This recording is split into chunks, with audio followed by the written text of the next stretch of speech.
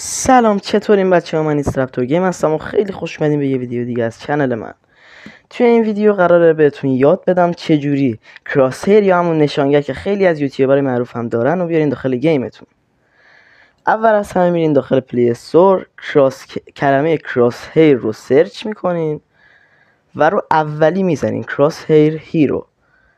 ناکنین دقیقا خودش باشه. دانلودش میکنین. وقتی دانلود کردین اوپن رو میزنین و وارد کراسهیر هیرو میشین.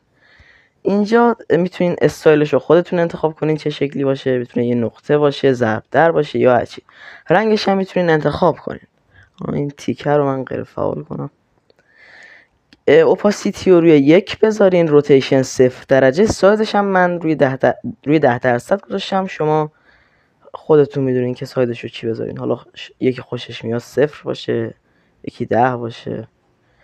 استارت رو میزنین و این کراسهیر میاد وسط صفحه گوشیتون. حالا میرین تو گیم مورد علاقتون و از گیمتون لذت میبرین. مرسی از اینکه این ویدیو رو تا آخر نگاه کردین. لایک و ساب یادتون نره. فعلا خداحافظ.